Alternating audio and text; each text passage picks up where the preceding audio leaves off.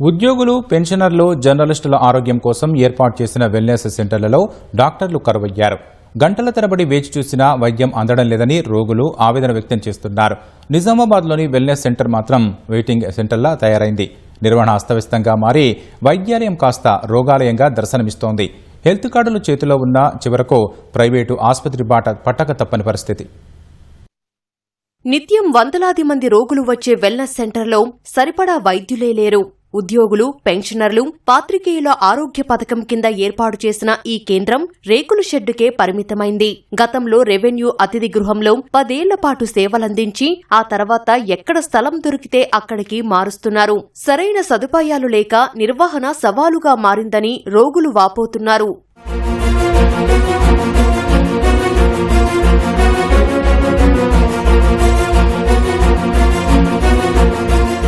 వైద్య సేవలు అందించడానికి ఉపయోగపడ్డది.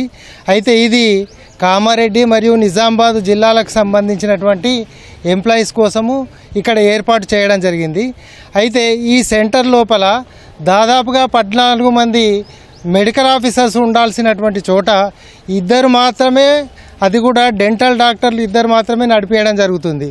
దాదాపుగా 4 వైద్యాధికారులు అంటే జనరల్ ఎంబీబీఎస్ చేసినటువంటి వాళ్ళు ఉండాల్సింది ఒకరు కూడా లేరు. ఈ డెంటల్ డాక్టర్లతో నడిపేయడం జరుగుతుంది. అయితే దీని గురించి మేము జిల్లా కలెక్టర్ గారికి అనేక పర్యాయాలు వినతి పత్రం సమర్పించడం జరిగింది.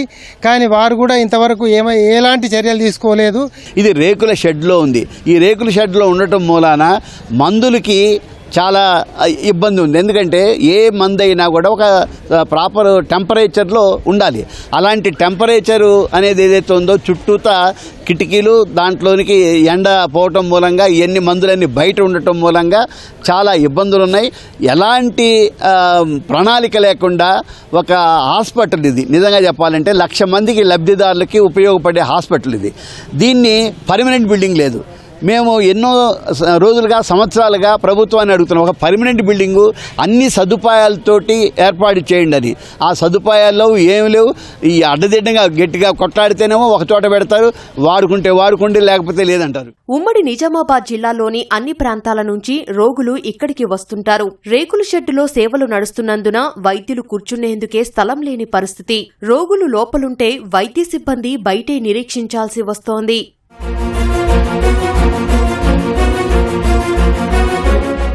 మందుల కొరత తీవ్రంగా ఉంది. ప్రాథమికంగా కానీ లేకుంటే ఎమర్జెన్సీ మందులు కానీ ఏ మందులు కూడా అందుబాటులో లేవు.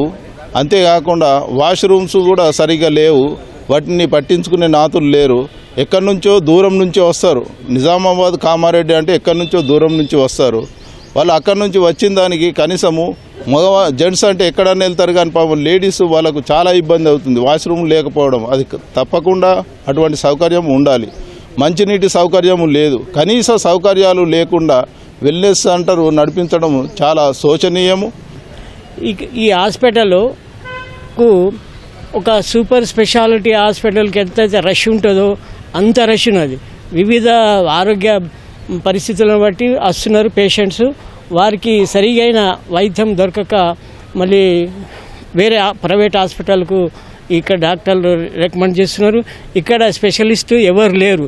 రోగులు క్రమం తప్పకుండా వాడే మందులు కూడా అందుబాటులో లేని దుస్థితి నెలకొంది. ముఖ్యంగా థైరాయిడ్, బీపీ, షుగర్కు సంబంధించిన ఔషధాల కొరత మాత్రం ఏళ్లుగా వేధిస్తోంది. 10 రకాల మందులు రాసి అందులో 2-3 రకాలే ఇచ్చి వెనక్కి పంపుతున్నారని రోగులు చెబుతున్నారు. ఇక్కడ ఉండాల్సిన డాక్టర్లు దాదాపు 16 నుంచి 20 మంది డాక్టర్లు ఉండాలి. కానీ ఒకళ్ళిద్దరితో నడిపిస్తున్నారు. ఎంబీబీఎస్ డాక్టర్స్ అందుబాటులో లేరు. తర్వాత ఒక్కొక్క దానికి సంబంధించినటువంటి స్పెషలిస్ట్ డాక్టర్లు అందుబాటులో లేరు. ఆ రిజిస్ట్రేషన్ చేసుకోవడానికి కూడా సరైన డాక్టర్లు అందుబాటులో లేకుండా ఆ ఒకళ్ళిద్దరితో రిజిస్ట్రేషన్ కాక వాళ్ళు చేతుల నొప్పులతోటి, ఏళ్ల నొప్పులతోటి వాళ్ళు చాలా ఇబ్బందులు పడతారు డాక్టర్లు. ఈ విధంగా అయితే వాళ్ళు కూడా రిజైన్ చేసి వెళ్ళిపోయే పరిస్థితుల్లో ఈ వెల్నెస్ సెంటర్ ఉంది. హెల్త్ కార్డు సదుపాయమున్నా చివరకు ప్రైవేటు బాట పట్టక తప్పట్లేదని రోగులు ఆవేదన వ్యక్తం చేస్తున్నారు. ఇప్పటికైనా అధికారులు సరిపడా సిబ్బందిని నియమించాలని కోరుతున్నారు.